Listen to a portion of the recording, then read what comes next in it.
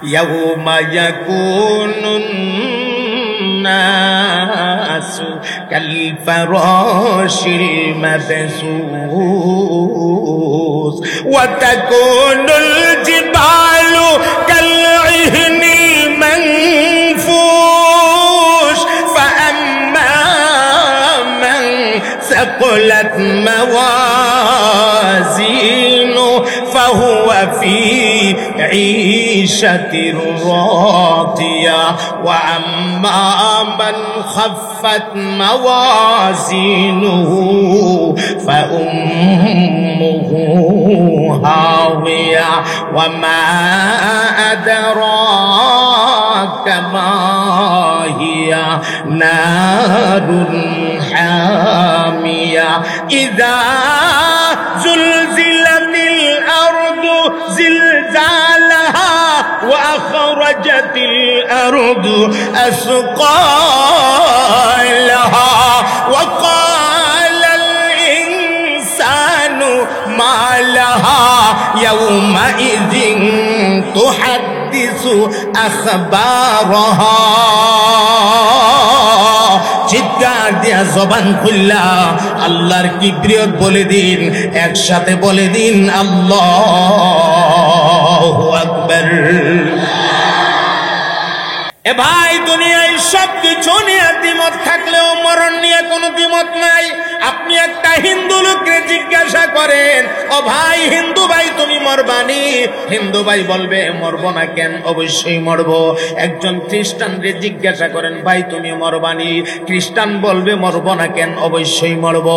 একজন ইহুদির জিজ্ঞাসা করেন, ভাই তুমি মরবানি? বলে মরবো না কেন, অবশ্যই মরবো। একজন বুদ্ধরে জিজ্ঞাসা করেন, ভাই তুমি মরবানি? তাহলে মরবো না কেন, অবশ্যই মরবো। তাহলে মরণ নিয়ে কোনো দ্বিমত নাই। দুনিয়ায় সব নিয়ে দ্বিমত আছে, এমনকি আল্লাহর নিয়ে পর্যন্ত দ্বিমত করে। কেউ কেউ কয় আল্লাহর বেটা আছে, ঈসা আলাইহিস সালাম রে আল্লাহর বেটা বানায় ফেলে, নাউজুবিল্লাহ বলেন। আল্লাহর নিয়ে পর্যন্ত দ্বিমত আছে, লেকিন মরণ নিয়ে কোনো দ্বিমত নাই। এজন্য বলি রে ভাই, এ যুবক ভাই, হে বুড়া বাবারা, মরণের কথা মাঝে মাঝে স্মরণ করবা, মাতাল হয়ে যায় না। দুনিয়ার মহাব্বতের পেছনে পড়ে আল্লাহরে ভুল্লা যায় না, মাতাল হয়ে যায় না। আখিরাতের কথা স্মরণ করবা, সেই দিন বেশি দূরে না। তোমাকে অন্ধকার ঘর কবরটার মধ্যে নিয়ে যাওয়া হবে, না জানি গো কোন দিন কার জন্য মৌতের পরোয়ানা জারি হয়ে যা, কার নামে জানে কোন দিন মসজিদের মাইকে এলান চলতে থাকে। মাঝে মাঝে ভাববা, কার ঘরের দরজায় জানি কোন দিন মসজিদের পালকি কানা এসে হাজির হয়ে যা। এ মুসলমান, আপনার জীবনে কত গোসল দিয়েছেন পুকুরের পানিতে সাঁতরায়া সাঁতরায়া, কত গোসল দিয়েছেন নদীর পানিতে সাঁতরায়া সাঁতরায়া, কিন্তু আপনি জানেননি আপনার হায়াতের কাঁটাটা ব্রেক হয়ে গেলে আপনার জীবনের শেষ গোসলটা হবে ওই যে বাড়িতে আলিশান একটা গোসলখানা বানাইছেন, গোসলখানাটার ভেতরে কয়েক লক্ষ টাকা খরচ করেছেন। মেহমান আসলে টাইনা নিয়া নিয়া মেহমানরে দেখান, ওই যে দেখেন বিআই সাহেব গোসলখানাটা বানাইছি, ওই যে দেখেন ইমাম সাহেব গোসলখানাটা বানাইছি, হুজুর আজকে আসছেন মেহমান হইয়া গোসলখানাটা দেখে যান। 4 লাখ টাকা শুধু ভেতরে খরচ হয়েছে। কিন্তু জানুনি সেই দিন বেশি দূরে না, তুমি মরে গেলে এই গোসলখানাতে তোমার জীবনের শেষ গোসল হবে না, তোমার জীবনের শেষ গোসল হবে গো বাহিরে পর্দা দিয়া বেদ দেওয়া রেডিমেড একটা গোসলখানায় কুসুম গরম পানি দিয়া তোমারে গোসল করানো হবে। তোমার নাকের ছিদ্র তোলা দিয়া বন্ধ করে ফেলা হবে। অস্বীকার করার কোনো কায়দা নাই। তোমার কানের ছিদ্র বন্ধ করে দেওয়া হবে। ও ভাই, তোমাকে 3টা কাপড় দিয়া প্যাকেট করে ফেলবে। মহিলা হইলে 5টা কাপড়ে প্যাকেট করবে। মাথার কাছে 1 বান, পায়ের কাছে 1 বান মারবে। মানুষগুলি যেন নিষ্ঠুরের মতো হয়ে যাবে। সিনা বরাবর আরেকটা বান মারবে। এখন তোমার নামটাও আর নাম নাই। এত আলিশান শানদার মানুষ তুমি ছিলা, এত বড় বীর বাহাদুর মানুষ তুমি ছিলা। রাস্তা দিয়ে হাঁটলে মানুষের তোমার রাস্তা ছাইরা দিত। রাস্তা দিয়ে হাঁটলে মানুষগুলি তোমার দিকে তাকায় থাকতো। মাশাআল্লাহ, তাকায় দেখো কি দাপট, মাশাআল্লাহ তাকায় দেখো কি ক্ষমতা, মাশাআল্লাহ তাকায় দেখো কি পাওয়ার। আজকে তুমি পাওয়ারলেস হয়ে গেছো, একদম সোজা হয়ে গেছো, পাওয়ার পোয়ার নাই। এখন মানুষেরা তোমার জানাজার ময়দানে নিয়ে যাবে, জানাজার মাটি দিয়া শেষ দোয়া দিয়া তোমার কবরের মধ্যে ঘুম পাড়াইয়া দিবে। জানো নি রে, কেমন একটা ঘরে ঘুম পাড়ানো হবে। সকালবেলা ঘুম থেকে যাইগা কোমরে দইরা মাজাই দইরা দইরা হাঁটে। আরেক বন্ধু ডাক দিয়া কয়, কি হয়েছে রে তোমার মাজাই দইরা হাঁটো কেন? এমনি ডাক দিয়া কয়, কৃষ্ণারে দোস্ত, আজকের রাতে ঘুমের ঘরের বিছনাটা ভালো ছিল না। আমার বিছনাটা শক্ত থাকার কারণে কোমরের মধ্যে ব্যথা হয়ে গেছে। একটা দিন তুমি থাকতে পারো না, শক্ত বিছনাই তোমার কোমরে মাজাই ব্যথা হয়ে যা, কিন্তু কেমনে রে কবরটার ভেতরে থাকবা, যেখানে তোমারে খালি খালি মাটিটার মধ্যে ঘুম পাড়ায়া দেওয়া হবে। একটা বিছনাও দেওয়া হবে না, একটা বালিশও দেওয়া হবে না। তোমার নিচে মাটি, তোমার ডাইনে মাটি, তোমার বামে মাটি, উপরে তোমার বাঁশের ছানি। তুমি কেমনে থাকবা? একটা বার তুমি কেন ভাবো না? কেন তুমি ভাবো না? এই জন্য আকলমন্দ তো তারা যারা দুনিয়া সাজানো নিয়ে ব্যস্ত হয়ে যায় না, যারা পরকাল সাজানো নিয়ে ব্যস্ত হয়ে যায়, যারা পরকালকে সাজা, এই মানুষগুলাই হলো সত্যিকার অর্থে জ্ঞানী। বর্তমানে যে বাড়ির মালিক আপনি, আপনার আগে ছিল আপনার আব্বা মালিক, আপনার আব্বার আগে ছিল আপনার দাদা মালিক, আপনার দাদার আগে ছিল দাদার বাবা, এর মানে ফর দাদা মালিক। আর ফর দাদার বাবা যে কোন দাদা এটা জানিই না। এর মানে আগে ছিল ওই লোকের বাবা মালিক, এর আগে ছিল আবার ওই লোকের বাবা মালিক, এর আগে ছিল আবার ওই লোকের বাবা মালিক, এর আগে আবার ওই লোকের বাবা মালিক। এইভাবে বাবা বাবা বাবা বাবা বাবা বাবা করতে করতে এমন একটা দিন ছিল গো, যেদিন সারা পৃথিবীতে বাবা বলতে একজন ছিল, যেই বাবার নাম আদম বাবা। আদম বাবা ছাড়া আর কোনো বাবাই ছিল না। বর্তমানে আপনি মালিক, এখন নিচের দিকে আসেন, পরে মালিক হবে আপনার ছেলে, আপনার ছেলের পরে মালিক হবে ছেলের ঘরের নাতি, এরপরে মালিক হবে নাতির ঘরের পুতি, এরপরে মালিক হবে পুতির ঘরের সতী, আর সতীর ঘরের তার নাম কি আমি নিজেও জানি না। এর মানে পরে মালিক হবে এরপরেরটা, এরপরে মালিক হবে এরপরেরটা, এরপরে মালিক হবে এরপরেরটা, পরেরটা পরেরটা পরেরটা পরেরটা পরেরটা পরেরটা পরেরটা, এইভাবে পড়ে পড়ে করতে করতে এমন একটা দিন আসবে গো, কুল্লু মান আলাইহা ফান ওয়া ইয়াবকা ওয়াজহু রাব্বিকা যুল জালালি ওয়াল ইকরাম।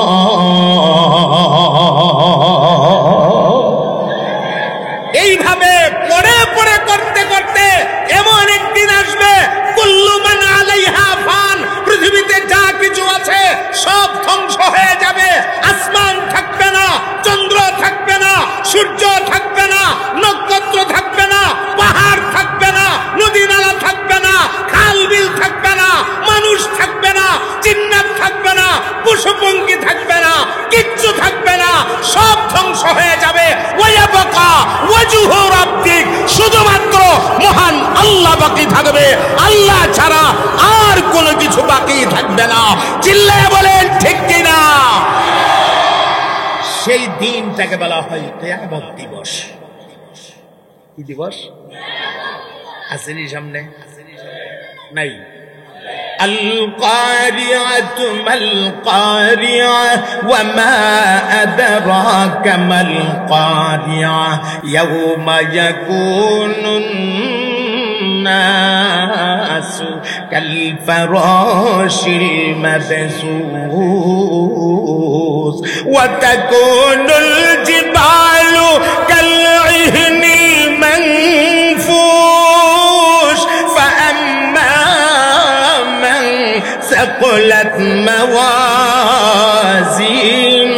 فهو في عيشة راضية وأما من خفت موازينه فأمه هاوية وما أدراك ما هي نار حامية إذا زلزلت الأرض زلزالها وأخرجت الأرض أثقالها وقال الإنسان ما لها يومئذ تحدث أخبارها চিৎকার দিয়া জবান খুললা আল্লাহর কিবরিয়ত বলে দিন, একসাথে বলে দিন আল্লাহু আকবার।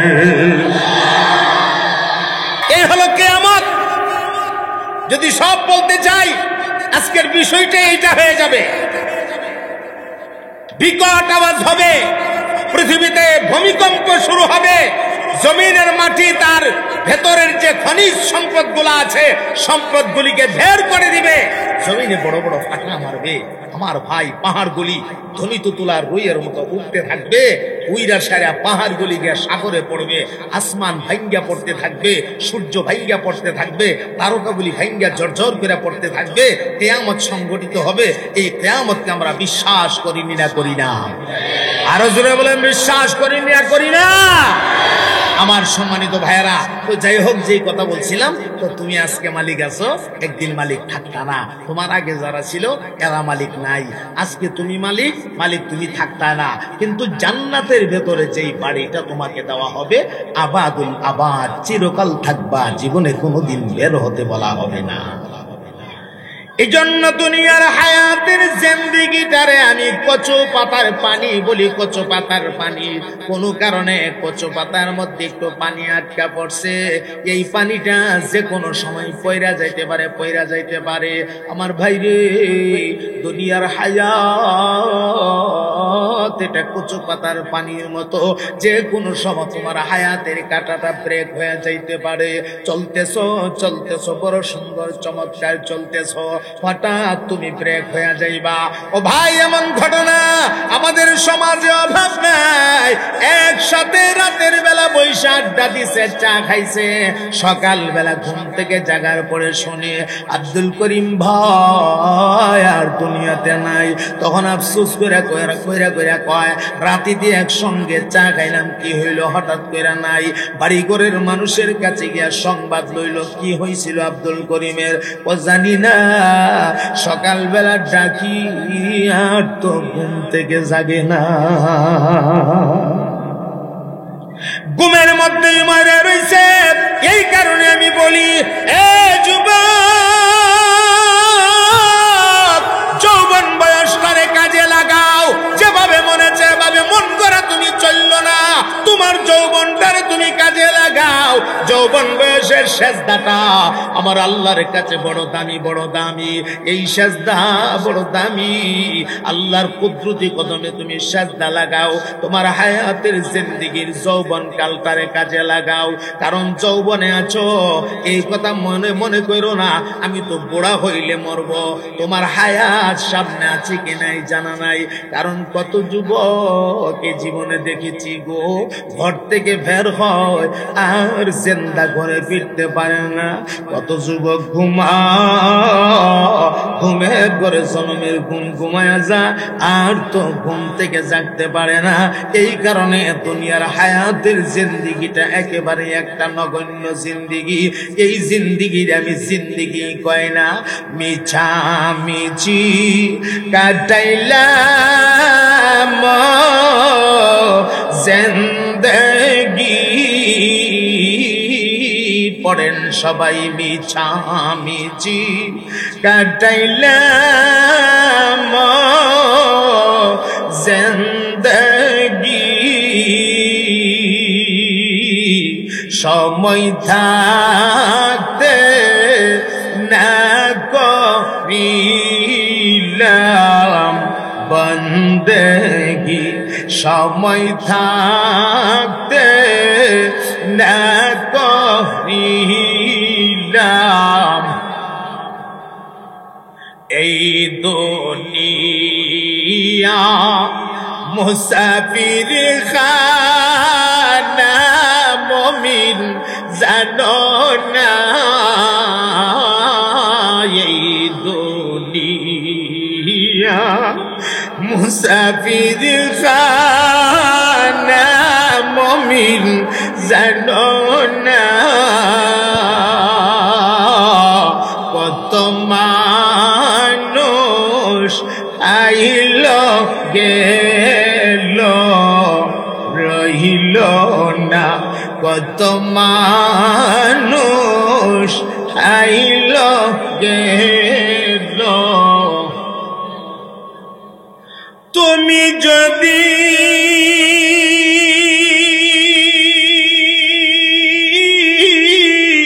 মাফ না করো আল্লাহ বান্দারে,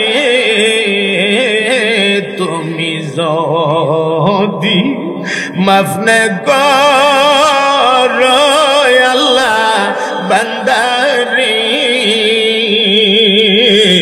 বল তোমার বান্দা যাবে কার ধারে। বল তোমার বান্দা যাবে। মিছামিছি কাটাইলাম জিন্দেগি।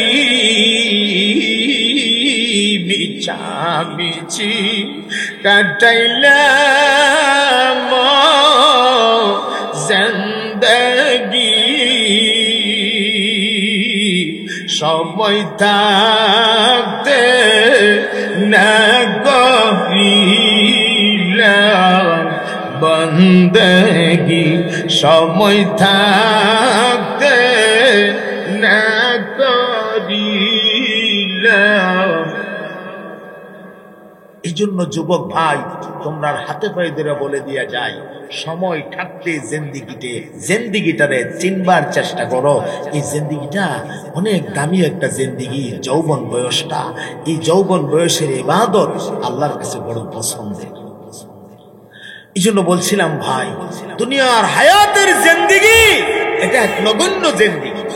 কথা বলেন ঠিক কিনা? এ ভাই, দুনিয়ায় সব কিছু নিয়ে দ্বিমত থাকলেও মরণ নিয়ে কোনো দ্বিমত নাই।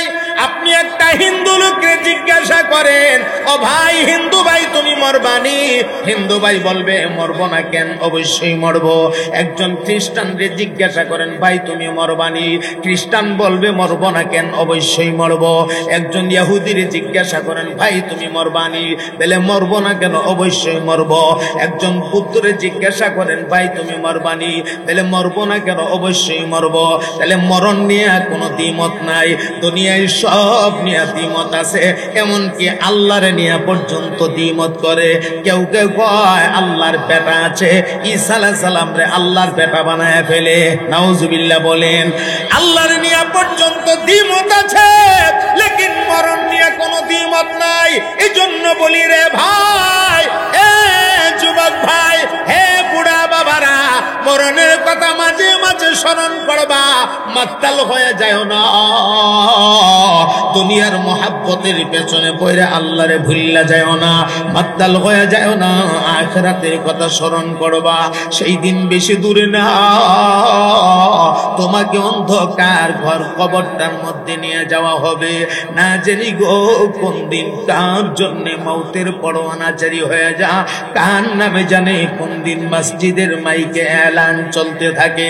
মাঝে মাঝে ভাববা কার ঘরের দরজায় জানি কোন দিন মসজিদের পালকি কানায় এসে হাজির হয়ে যা। এ মুসলমান, আপনার জীবনে কত গোসল দিয়েছেন পুকুরের পানিতে সাঁতরায়া সাঁতরায়া, কত গোসল দিয়েছেন নদীর পানিতে সাঁতরায়া সাঁতরায়া, কিন্তু আপনি জানেননি আপনার হায়াতের কাঁটাটা ব্রেক হয়ে গেলে আপনার জীবনের শেষ গোসলটা হবে ওই যে বাড়িতে আলিশান একটা গোসলখানা বানাইছেন, গোসলখানাটার ভেতরে কয়েক লক্ষ টাকা খরচ করেছেন। মেহমান আসলে টাইনা নিয়া নিয়া মেহমানরে দেখান, ওই যে দেখেন বিআই সাহেব গোসলখানাটা বানাইছি, ওই যে দেখেন ইমাম সাহেব গোসলখানাটা বানাইছি, হুজুর আজকে আসছেন মেহমান হইয়া গোসলখানাটা দেখে যান। 4 লাখ টাকা শুধু ভেতরে খরচ হয়েছে। কিন্তু জানুনি সেই দিন বেশি দূরে না, তুমি মরে গেলে এই গোসলখানাতে তোমার জীবনের শেষ গোসল হবে না, তোমার জীবনের শেষ গোসল হবে গো বাহিরে পর্দা দিয়া বের দেওয়া রেডিমেড একটা গোসলখানায় কুসুম গরম পানি দিয়া তোমারে গোসল করানো হবে। তোমার নাকের ছিদ্র তোলা দিয়া বন্ধ করে ফেলা হবে। অস্বীকার করার কোনো কায়দা নাই। তোমার কানের ছিদ্র বন্ধ করে দেওয়া হবে। ও ভাই, তোমাকে 3টা কাপড় দিয়া প্যাকেট করে ফেলবে। মহিলা হইলে 5টা কাপড়ে প্যাকেট করবে। মাথার কাছে 1 বান, পায়ের কাছে 1 বান মারবে। মানুষগুলি যেন নিষ্ঠুরের মতো হয়ে যাবে। সিনা বরাবর আরেকটা বান মারবে। এখন তোমার নামটাও আর নাম নাই। এত আলিশান শানদার মানুষ তুমি ছিলা, এত বড় বীর বাহাদুর মানুষ তুমি ছিলা। রাস্তা দিয়ে হাঁটলে মানুষের তোমার রাস্তা ছাইরা দিত, রাস্তা দিয়ে হাঁটলে মানুষগুলি তোমার দিকে তাকায় থাকতো। মাশাআল্লাহ, তাকায় দেখো কি দাপট, মাশাআল্লাহ তাকায় দেখো কি ক্ষমতা, মাশাআল্লাহ তাকায় দেখো কি পাওয়ার। আজকে তুমি পাওয়ারলেস হয়ে গেছো, একদম সোজা হয়ে গেছো, পাওয়ার পোয়ার নাই। এখন মানুষেরা তোমার জানাজার ময়দানে নিয়ে যাবে, জানাজার মাটি দিয়া শেষ দোয়া দিয়া তোমার কবরের মধ্যে ঘুম পাড়াইয়া দিবে। জাননি রে কেমন একটা ঘরে ঘুম পাড়ানো হবে। সকালবেলা ঘুম থেকে যাইগা কোমরে দইরা মাজাই দইরা দইরা হাঁটে। আরেক বন্ধু ডাক দিয়া কয়, কি হয়েছে তোমার মাজাই দইরা হাঁটো কেন? এমনি ডাক দিয়া কয়, কইসনারে দোস্ত, আজকের রাতে ঘুমের ঘরের বিছনাটা ভালো ছিল না, আমার বিছনাটা শক্ত থাকার কারণে কোমরের মধ্যে ব্যথা হয়ে গেছে। একটা দিন তুমি থাকতে পারো না, শক্ত বিছনাই তোমার কোমরে মাজাই ব্যথা হয়ে যা, কিন্তু কেমনে রে কবরটার ভেতরে থাকবা যেখানে তোমারে খালি খালি মাটিটার মধ্যে ঘুম পাড়ায়া দেওয়া হবে, একটা বিছনাও দেওয়া হবে না, একটা বালিশও দেওয়া হবে না। তোমার নিচে মাটি, তোমার ডাইনে মাটি, তোমার বামে মাটি, উপরে তোমার বাঁশের ছানি। তুমি কেমনে থাকবা একটা বার তুমি কেন ভাবো না? কেন তুমি ভাবো না?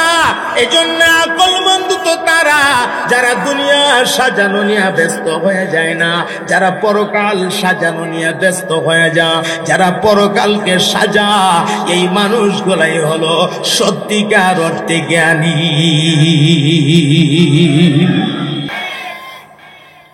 এই জন্য ভাই, দুনিয়ার হায়াত রে এত গুরুত্ব না দিয়া পরকালের হায়াত রে গুরুত্ব দিতে হবে। কষ্ট হইতেছে আপনাদের? সবে মাত্র আয়াতের তর্জমা শেষ করলাম, আনুষঙ্গিক কিছু কথা বললাম। আয়াতের বিস্তারিত আলোচনা এখন শুরু হবে ইনশাআল্লাহ। আপনারা আছেন আমার সাথে? জালালি হুজুরের ওয়াজ মাত্র এখন স্টার্ট হইব, এখন ওয়াজ স্টার্ট হইছে না। সবাই তৈয়ার তো? আল্লাহ আমাদের তৌফিক দান করেন। সবাই বলেন আমিন। আর একটু মহাব্বতে বলেন আমিন। বাবা, তোমার বক্সটা একটু কমাই দিস বাবা, কানো ধরছে না। একটু কমাইলেন তো, একটু কমাইলেন, সবাই বেশি কমাইলেন। এখন সবাই মিল্লা মহাব্বতে কয়েক মর্তবা জিকির করবেন। জিকির, এই জিকিরের আওয়াজ থেকে আমি আইডিয়া নেব আলোচনা কতক্ষণ চলবে। যদি দিকে আপনাদের বাপ বালা, ইনশাআল্লাহ আমারও বাপ বালা। আর যদি আপনাদের বাপ বালা না, আমি ওয়া আখিরু দাওয়ানা, ওয়াখির দাওয়ানা করে ওয়া শুরু শেষ হয়। এখন আপনারা টাইম দিবেন, আপনাদের জিকিরের আওয়াজের উপরে নির্ভর করবে আলোচনা কতক্ষণ হবে।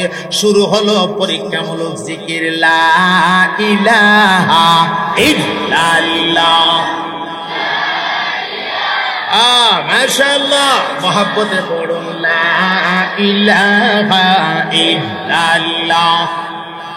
মুফতি সাহেব কই? মুফতি সাহেব সাথে মুফতি সাহেব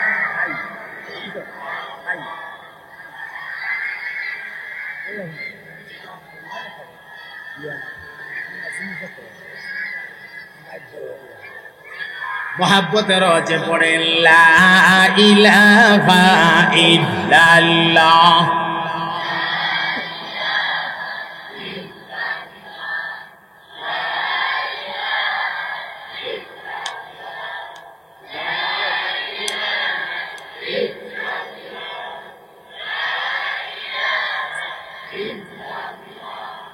লা ইলাহা ইল্লাল্লাহ। तेरे सेवा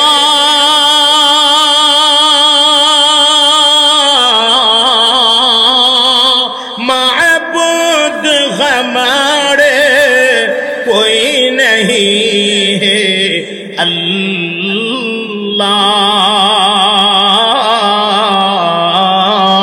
तू ही हमारे माबूद हकीकी इलाह, ला इलाहा इल्लल्लाह।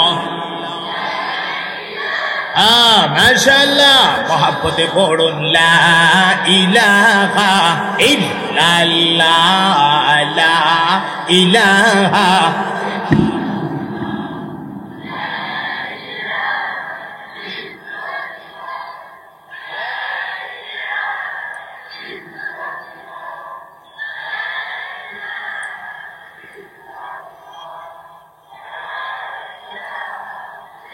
तेरे सेवा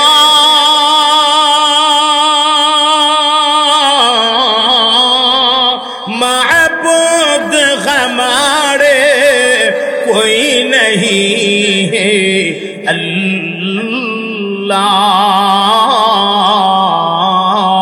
तू ही हमारे माशूक हकीकी इलाह, ला इलाहा इल्लल्लाह।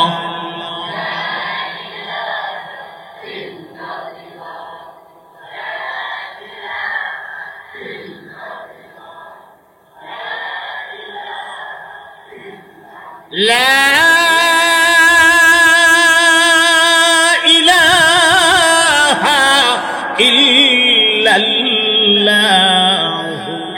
मुहम्मदुर রাসূলুল্লাহ। পড়ুন সাল্লাল্লাহু। এখন তরজমা শেষ করলাম, আনুষঙ্গিক কিছু কথা শেষ করলাম। একটু পরীক্ষা করে দেখি তরজমাটা কারা কি বুঝছেন। আরবি কইতাম না, বাংলা ধই কমু, তাহলে আশা করি আপনারা উত্তর দিতে পারবেন। আচ্ছা, জান্নাতের ভেতরে এক নাম্বার যে নিয়ামতটা দেওয়া হবে, যেই নিয়ামতটা আয়াতে বর্ণিত, এই নিয়ামতটা কি মন আসেনি দেখেছেন কাহারু? মাশাআল্লাহ, পানির নহর। আচ্ছা, আপনারা মুরব্বীরা উত্তর দিয়েন না, জোয়ান মানুষেরও দিয়েন না, ছোট ছোট আবিদ্যা বিদ্যা যে বাচ্চা কাচ্চা, এরার একটু দেখি, এরার নিয়ে মনোযোগ আছে। এখন তোমরা পরীক্ষা শুরু করো, যদি মনোযোগ থাকে তাহলে তো বালা। এখন দেখি কে উত্তর দিতে পারে। 2 নাম্বার যে নিয়ামতটা দেওয়া হইব, এই নিয়ামতটা কি হবে? হইছে না? আয়াতের সিরিয়ালে কও না না না, আয়া তো চিনি চিনি তো আমি কইছি এটা। আরে শুনে কইলা মির্চি, যাক বেড়ো একটা দুধ। আচ্ছা যাক, এগুলো আছে এটা হইল একের ভিতরে সাইড, যে সাইডটা, হ্যাঁ একের ভিতরে যে সাইডটা এটা জানা। এরপরে যে কইছি সিরিয়ালে 2 নাম্বার নিয়ামতটা মুরব্বীরা তো গেলে কয়ে লিব হয়েছে না, যে হয়েছে না গো, চেষ্টা করতেছে। আচ্ছা তোমরা রে কয়ে দিলে, তোমরা যেহেতু ছোট মানুষ, দুনিয়ার ফলের মতো ফল দিব, দেখতে দেখা যাবো দুনিয়ার ফলের মতো, মজা হইব হাজার হাজার প্রকার। এখন মন থাকবো তো? আচ্ছা এখন সবাই মিললে উত্তর দেন, ইন্টারভিউ শুরু হয়েছে। 3 নাম্বার নিয়ামতটা কি হইব? আরে বাবা রে, এটা মন রাখছে, তুই খারাপ খারাপ খারাপ খারাপ, তুমি দাঁড়াও দাঁড়াও, মাশাআল্লাহ। ওই যে কালা পাঞ্জাবি সিল্লি দেখো, তুমি বউয়ের কিতা বুঝো বাবা? আচ্ছা যাক, বুঝো না বুঝো, তুমি যে মন রাখছো, বড় হইলে তুমি বউ ভাইবা ইনশাআল্লাহ। আর বেহেশতে গেলে 80,000 হইবে। তোমার নাম কি গো? রাইহান, মাশাআল্লাহ। মাদ্রাসা পড়ো, মাদ্রাসা পড়ো। আল্লাহ এই ছেলেটারে আল্লাহ যুগের হক্কানি আলেম বানায়া দেন। সবাই বলেন না আমিন। বসো বসো। আপনাদের ফাঁকে ফাঁকে যে ছোট ছোট বাচ্চাগুলা, এরা হইলো মাহফিলের জন্য নিয়ামত। আলহামদুলিল্লাহ বলেন, কারণ এরার কোনো গুনাহ নাই, এরা নিষ্পাপ। এরা গুনাহ কি এখনো বুঝছে না, এরার গুনার খাতা স্টার্ট হইছে না। এরার উছিলে আল্লাহ আমরা মাফ করুন। হ্যাঁ, এই জন্য ছোট বাচ্চা মাহফিলে আসলে এরা আদর করে বসায় রাখবেন। অনেকে ছোট বাচ্চারা উঠাই দেয়, উঠাই দিলেও বুঝুন না, এরা হয়তো আমরার ভবিষ্যৎ, এরা আমরার ভবিষ্যৎ না। বাচ্চা উঠান নাই। অনেকে আবার বাচ্চা লইয়া মসজিদও যাইতে মানা দেয়, ও মসজিদে বাচ্চা কাচ্চা লইও না, মসজিদ নোংরা করে ফেলাইব, মসজিদ দিলে নোংরা করে ফেলাইব। আরে হে হয়তো ভবিষ্যতে এই মসজিদের মুসল্লি, কথা কয় না ঠিক কিনা? এ তো যাইতো, দেখতো, শিখতো। মানে হেরে যদি মুসল্লি হইবার সময় হেরে বাদ দিয়া দেন, যে তুই মসজিদ নামাজ করে লাইবে, নোংরা করে লাইবে। তো নোংরা করলে তুমি পরিষ্কার করবা? পরিষ্কার মসজিদ পরিষ্কার করলে কোনো অপরাধ আছে? কোন গুনাহ হইব? নোংরা হলে তুমি পরিষ্কার করবা। কিন্তু বাচ্চা মসজিদে নিতে বাধা দিতে নাই, বাচ্চারাও মসজিদে যাবে। চিল্লায়া বলেন ঠিক কিনা? ছোট ছোট বাচ্চাদেরকে মসজিদে নিয়ে অভ্যাস করবেন। এরা আমাদের ভবিষ্যৎ, এরাই তো পরবর্তীতে এই মসজিদের সভাপতি হবে, সেক্রেটারি হবে, ক্যাশিয়ার হবে, মসজিদ পরিচালনা কমিটি হবে। এরাই তো পরবর্তীতে মসজিদের মুসল্লি হবে। তো এরারে বাধা দিলেও এটা উচিত না। আচ্ছা যাক বাবা, তোমার কেন্দ্র করে অনেক কথা কইলিস। এই হলো আমরা আরেকটা রয়েছে, এটা জিজ্ঞাসা আসলে শেষ বউ দিব। আচ্ছা এটা শুনলাম, এটাও বলে মন রাখছে গো, এটা মন থাকবো, এটা মন তাহার জিনিস হই। আচ্ছা এটা মন থাকবো। 4 নাম্বার নিয়ামতটা কি দিব কোনছে দেখি? ওই যে স্টেজ থেকে উত্তর দিয়া লাইছে, বাড়ি দিব। একটা সুন্দর বাড়ির লাগি, দুনিয়া তো অনেকের সারা জীবনের একটা তামান্না থাকে, সুন্দর একটা বাড়ি আমার হইতো। এমন একটা তামান্না থাকে না, জীবনের সুন্দর একটা বাড়ি বানাইতাম, আমার সুন্দর একটা বাড়ি হইতো। এই তামান্নাটা মানুষের থাকে কিনা? কেউ যদি দুনিয়াতে বাড়ি বানাইতে পারে তো আলহামদুলিল্লাহ, এর চাইতে লক্ষ কোটি গুণ বেশি সুন্দর বাড়ি জান্নাতে আল্লাহ দিব। আর যার বাড়ি নাই, গরিব মানুষ আপনারা যারা, আফসোস করার কোনো কারণ নাই, ইবাদত বাড়াইয়া দেন, বেহেশতের ভিতরে আল্লাহ স্পেশাল একটা বাড়ি আপনাকে দান করবে ইনশাআল্লাহ। ওই বাড়ির মালিক হইতে আমরা চাইনি না, চাই না। মাশাআল্লাহ, আল্লাহ কবুল করেন, সবাই বলেন আমিন। এখন শুরু করব মূল ওয়াজটা। অনেকে মনে মনে গো বাপরে বাবু, হন মূল ওয়াজ শুরু হয়েছে না, এবার জানি কতখান ওয়াজ করে, ভয় হয় না। পদ দিছে মসজিদ, সুবহানাল্লাহ। এ মুসলমান বন্ধু আমার, আল্লাহর ঘর মসজিদের দিকে যা, আর মনে মনে চিন্তা করে, মুসলমানরা দেখছি মসজিদে যাওয়ার আগে হাত ধোয়, মুখ ধোয়, আবার মাথা মাসে করে, আবার পা ধৌত করে, পা ধৌত করে। এই কামগুলা যে আমরা করি, বলেন তো কাজটার নাম কি?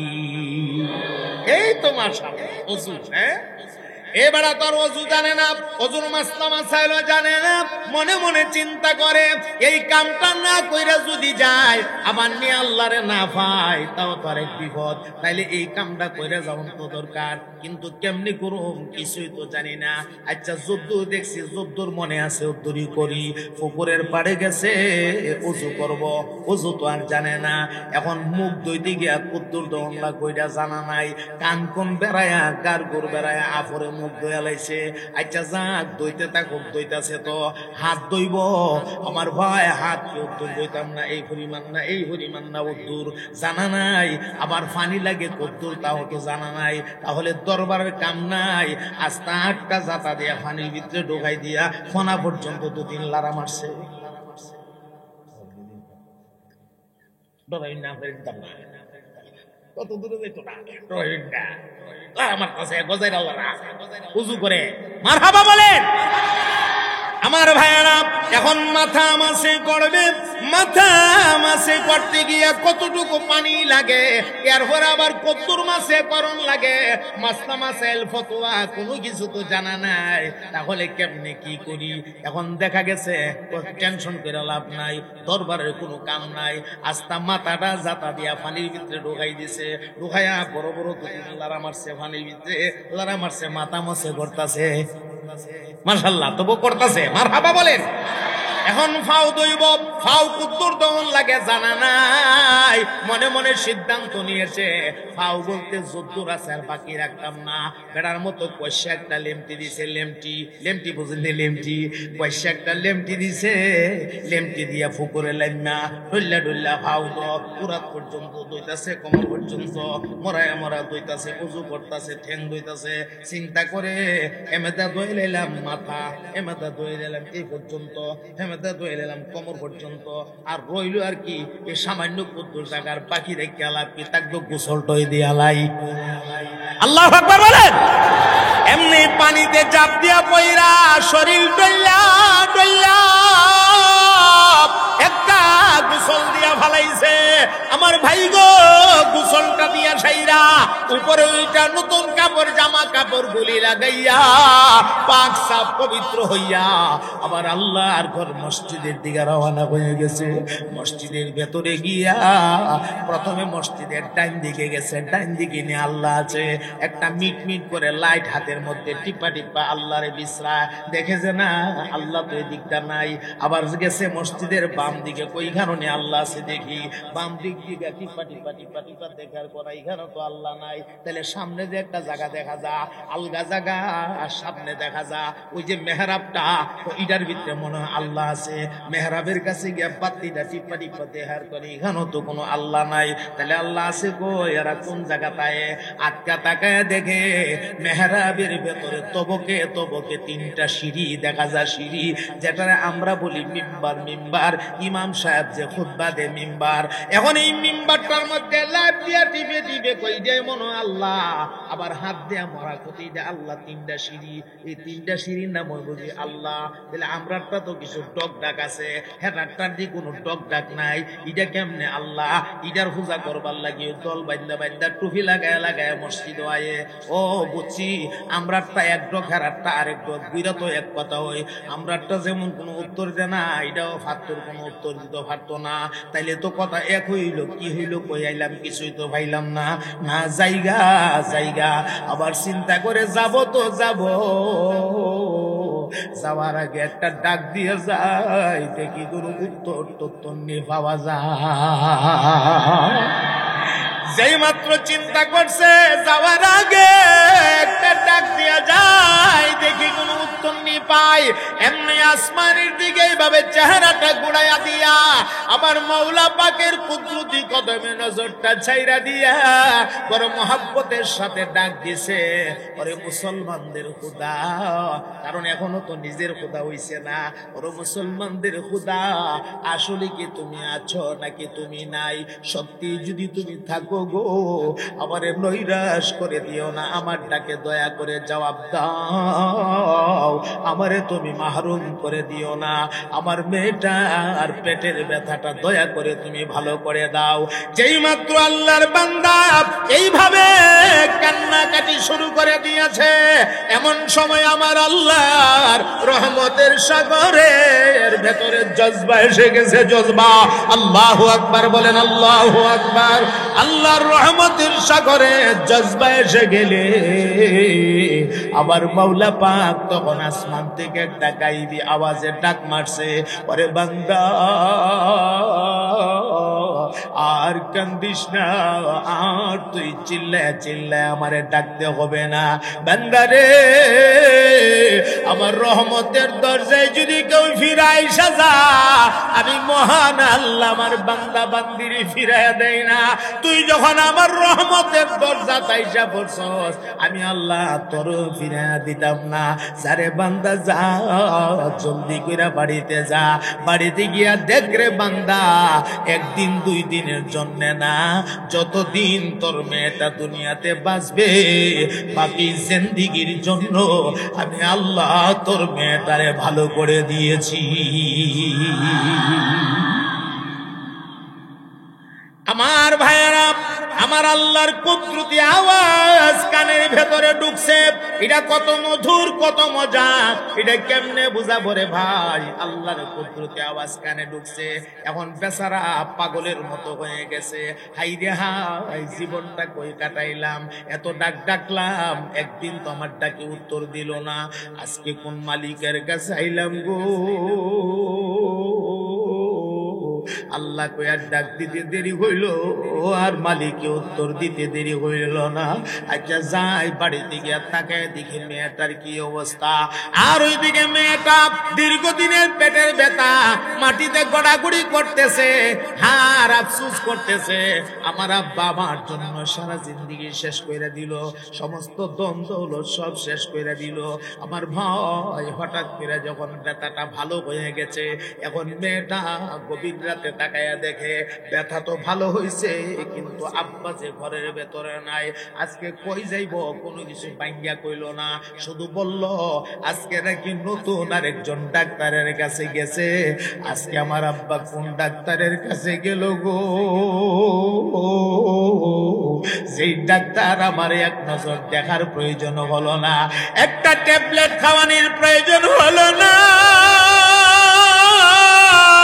একটা ইনজেকশন পুশিং করা লাগলো না, আমার পেটের ব্যথা ভালো হয়ে গেল। আমার আব্বা এখনো কেন আসে না?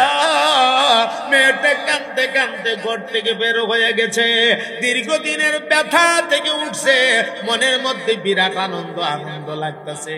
আমার ভাই দীর্ঘদিনের ব্যথার কারণে শরীরটা যে দুর্বল হয়েছিল, এই দুর্বল ভাবটাও নাই, শরীরের মধ্যে যেন দেখে আলাদা একটা শক্তি অনুভব করতেছে। আস্তে আস্তে ঘর থেকে বের হয়ে রাস্তা পর্যন্ত গেছে। আর আব্বা মসজিদ থেকে কাঁদতে কাঁদতে কাঁদতে কাঁদতে বাড়ির গেটে আসছে। গেটের মধ্যে বাবা মেয়ে দুইজনের মোলাকাত হয়ে গেছে। এমন সময় মেয়েটা আব্বার চেহারার দিকে তাকায় ডাক দিয়ে কাঁদে, আর আব্বা আজকে তুমি কোন ডাক্তারের কাছে গিয়েছিলে গো? যেই ডাক্তার আমার এক নজর দেখার প্রয়োজন হলো না, যেই ডাক্তার আমার একটা ট্যাবলেট খাওয়ানোর প্রয়োজন হলো না, একটা ইনজেকশন পুশিং করার প্রয়োজন হলো না। তখন আমার আব্বা আমি একদম সুস্থ হয়ে গেছি, ভালো হয়ে গেছি, আমারে নিয়ে যান গো ওই ডাক্তারের বাড়িতে। আমি যতদিন দুনিয়ায় বাঁচবো ওই ডাক্তারের গোলামি আমি করব। আমার ভাইয়ারা, আব্বা কোনো কথা কয় না, আব্বা গরম গরম শ্বাস ফালা আর বিড়াইয়া বিড়াইয়া শুধু কান্দে আর কান্দে। মেয়েটা তার উন্নার আঁচল দিয়া আব্বার চোখের পানিগুলি মুছে, আর আব্বা আমার জন্য তোমার জিন্দেগিটা শেষ কইরা দিলা, আমার জন্য তোমার ঘর বাড়ি সব বিক্রি কইরা দিলা, জায়গা জমি সব বিক্রি কইরা দিলা, আজকে আমি সুস্থ হইছি। তুমি তো খুশি হওয়ার কথা, তুমি খুশি না হইয়া তুমি বিনায়া বিনায়া কান্দ কেন? কারণটা কি? ওগো আমার আব্বা, কান্নার কারণটা কি দয়া করে বলবা? বারবার যখন মেয়েটাকে আব্বা কেন তুমি কাঁদো, কান্নার কারণটা কি বলবা? এমনি আব্বা একটা চিল্লি মাইরা ডাক মারছে, মারে জিন্দেগিটা বরবাদ করে দিয়েছি, জীবনের সিংহভাগ কাটাইয়া দিছি, আসল মালিকরে চিনতে পারলাম না, এতদিনে আসল মালিকের সন্ধান পাইছি রে মা। এই ডাক্তার এটা দুনিয়ার সাধারণ কোন ডাক্তার না রে মা, এই ডাক্তার হচ্ছে মুসলমানদের খুদা মহান আল্লাহ রাব্বুল আলামিন। আল্লাহু আকবার বলেন চিৎকার দিয়া। এখন মেয়েটাকে আব্বা তাহলে তো ভালো হইলো, ডাক্তার আসল ডাক্তার, আমার এই ডাক্তারের বাড়িতে নিয়ে দিয়ে দেন। আমি যতদিন দুনিয়াতে বাঁচবো এই ডাক্তারের গোলামি আমি করবো, ডাক্তারের বাড়ি ঘর দেখাশোনা করবো, ডাক্তারের পিছে পিছে থাকবো, ডাক্তারের সেবা যত্ন করবো, আমারে দিয়া ভরেন। আমি আর অন্য ওখানে থাকতে চাই না। যেই ডাক্তারের ছেলে আমি সুস্থ হইলাম, অনেক কষ্ট করছি, আব্বা আমার দয়া করে ডাক্তারের বাড়ি লইয়া যান। আব্বা মনে মনে আমি তো নিজেই দেখছি না, তোর কইলিয়া যাবো, দেখছে কিন্তু মারে আমি দেখছি না বই তোরে লইয়া যাব, কিন্তু মা একটা আওয়াজ আমি পাইছি, এখনো মধুর এই কণ্ঠটা আমার কানে বাজতেছে, এমন মধুর আওয়াজ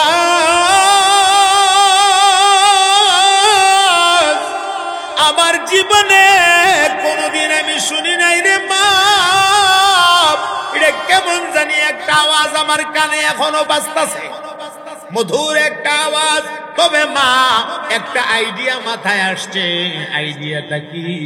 আইডিয়াটা হলো মুসলমানরা দেখছি কাতার বন্দি হয়ে দাঁড়া, এদের সামনে একজন মানুষ দাঁড়া, সামনের মানুষটা যা করে পেছনের মানুষগুলা তা করে, সামনের মানুষটা নইলে পিছের মানুষগুলা নয়, সামনের মানুষটা দাঁড়াইলে পিছের মানুষগুলা দাঁড়া, সামনের মানুষগুলা সেজদা দিলে পিছের মানুষগুলা সেজদা দে। ওই সামনে যেই লোকটা থাকে রে মা, এই লোকটা মনে হয় মুসলমানদের নেতা হবে, এই লোকটার কাছে গেলে মনে হয় মুসলমানদের আল্লাহর ঠিকানা পাওয়া যাবে। বলেন সামনের লোকটার নাম কি? ইমাম সাহেব একজন আলেম সাহেব, ইমাম সাহেব একজন আলেম। আপনারা বলুন আওয়াজে জবাব দিবেন, ইমানের আওয়াজে আল্লাহরে খুশি করার জন্য একজন হক্কানি আলেম, আল্লাহর ঠিকানা বাতলায়া দেওয়ার মতো ক্ষমতা একজন হক্কানি আলেমের আছে না? না, সুবহানাল্লাহ। গভীর রজনী আব্বা তার মেয়েটার লইয়া ওই যে মসজিদ মহল্লায় মসজিদের কামরা ইমাম সাহেবের হুজরার কাছে গেছে। হুজরার দরজার মধ্যে গিয়ে আওয়াজ দিছে, গভীর রাত, ফটফট ফটফট করে আওয়াজ দিছে। ইমাম সাহেব ঘরের ভেতর থেকে কে রে, এই গভীর রাতে আমার ঘরের দরজায় আওয়াজ দিলে কে তুই? এমনি বাহির থেকে কয় হুজুর ভয় ভাইয়ের না, আমি শঙ্কর দা, দয়া করে দরজাটা খুলেন। ইমাম সাহেব মনে মনে কয় রাতের বেলা শঙ্কর দা ঘরের দরজায়, আব্দুর রহমান, আব্দুল করিম, আব্দুল সাত্তার, আব্দুল জলিল যদি আসতো তাইলে বুঝতাম পানি ভরা টাকা ভরা অথবা কোনো ফুফা অথবা কোনো সমস্যার সমাধানের জন্য আসছে।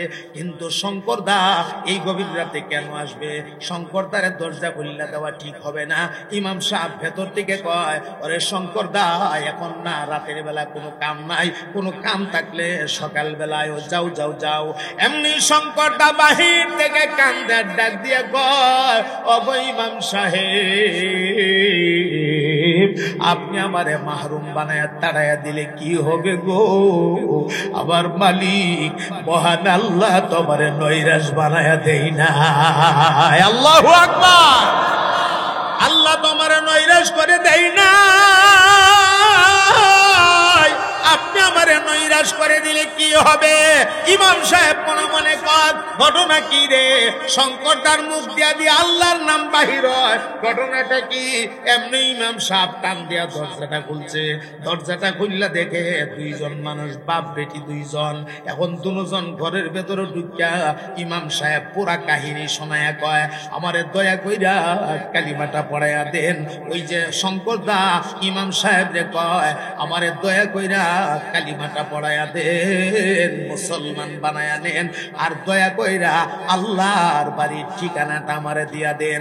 আমার ভাইয়ারা, যেই মাত্র পুরা কাহিনী ইমাম সাহেব শুনছে, পুরা কাহিনী শোনার পরে ইমাম সাহেব বললেন, ঠিক আছে, তাহলে তোমাদের প্রথম কাজ, তোমরা কালিমা পড়া প্রথম কাজ, তোমরা বলো আমার সাথে লা ইলাহা ইল্লাল্লাহ মুহাম্মাদুর রাসূলুল্লাহ, লা ইলাহা ইল্লাল্লাহ, লা ইলাহা ইল্লাল্লাহ।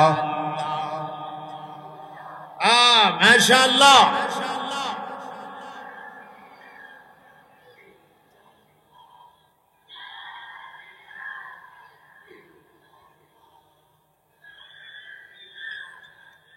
লা ইলাহা ইল্লাল্লাহ মুহাম্মাদুর রাসূলুল্লাহ। পড়ুন সাল্লাল্লাহু। বাপ বেটি দুইজনে কালিমা পড়ে নিয়েছে, আশহাদু আল্লা ইলাহা ইল্লাল্লাহু ওয়া আশহাদু আন্না মুহাম্মাদান আবদুহু ওয়া রাসূলুহু। কালিমা পড়ে মুসলমান হয়ে গেছে। এখন বলেন হুজুর, কালিমা তো করলাম, মুসলমান তো হইলাম, আল্লাহর বাড়ির ঠিকানাটা দয়া করে আমরা দেন, আমি আমার মেয়েটারে আল্লাহর বাড়িতে ভর্তি করে দেব। ইমাম সাহেব কহ, আল্লাহর সাথে বুঝি তুমি মোলাকাত করতে চাও, আল্লাহরে বুঝি দেখতে চাও? বলে হ্যাঁ হ্যাঁ, আল্লাহর আমি দেখতে চাই। তাহলে শুনো, আল্লাহর ঠিকানাটা শুনো, কান লাগায়া শুনো, মনোযোগ দিয়া শুনো। ফামান কানা ইয়ারজু লিকা রাব্বিহি فليعمل عملا صالحا ولا يشرك بعبادة ربه আহাদা। জোরে জোরে বলে দিন না সুবহানাল্লাহ। ইমাম সাহেব বলে দিলেন, আল্লাহ রাব্বুল আলামিন বলেছেন, তোমাদের মধ্য থেকে কেউ যদি আল্লাহর সঙ্গে মোলাকাত করতে চাও, আল্লাহর সঙ্গে সাক্ষাৎ করতে চাও, ফালইয়ামাল আমালান সালিহা, অতঃপর তোমরা বেশি বেশি করে নেক আমল করো, আমল বাড়ায়া দাও, আমল বাড়ায়া দাও। আল্লাহর সাথে জীবনে কোনোদিন কাউকে শরীক কইরো না। যদি করতে পারো, আমল বাড়াইতে পারো, মনে রাখো দারুস সালাম নামক জান্নাতের ভেতরে আল্লাহর সঙ্গে অবশ্যই একদিন তোমার দেখা হয়ে যাবে। আমার ভাইয়েরা, সে অনেক কথা। এরপরে বাড়ি গেল, বাড়ি যাওয়ার পরে কি হলো, বিবি আছে, বাচ্চা আছে, হেরার কি হইলো, অনেক লম্বা, সেদিকে আর নিয়ে যাই না। আমি মূল কথাটা আপনাদের জেহেনে দেই। ঈমান তো এক দামি দৌলত, ঈমান তো এক দামি দৌলত। আল্লাহ যারে খুশি দয়া করে দান করে, যারে খুশি দেয় না। আপনাদের কাছে জানতে চাই, হে মোহাম্মদপুরের লোকেরা, আপনারা ঈমানের আওয়াজে জবাব দিবেন, ঈমানদার হতে পারায় আপনারা খুশি না বেজার? আর জোরে বলেন, খুশি না বেজার? ও ভাই, জান্নাতের সুসংবাদ তো ঈমানদারদের জন্যই। দুনিয়ার কোন মুশরিকিনরা আল্লাহর জান্নাত পাবে না, দুনিয়ার কোন বেঈমানরা আল্লাহর জান্নাত পাবে না। আল্লাহর জান্নাতে যাবে তো যাবে, জান্নাত পাবে তো পাবে, একমাত্র ঈমানদাররা পাবে। ঈমানদাররা ছাড়া আর কেউ আল্লাহর জান্নাতে যেতে পারবে না। তাই আল্লাহ আয়াতের শুরুতেই বলে দিয়েছে, ওয়াবাশশিরিল্লাযীনা আমানু ওয়া আমিলুস সালিহাত। হে নবী, আপনি সুসংবাদ দিয়া দিন, যারা ঈমান আনয়ন করেছে এবং নেক আমল করেছে তাদের জন্য আমার জান্নাতের সুসংবাদ জানায়া দেন। জান্নাতের সুসংবাদ আপনাদের জন্য, ঈমানদারদের জন্য, মুসলমানদের জন্য। চিল্লায়া বলেন আলহামদুলিল্লাহ।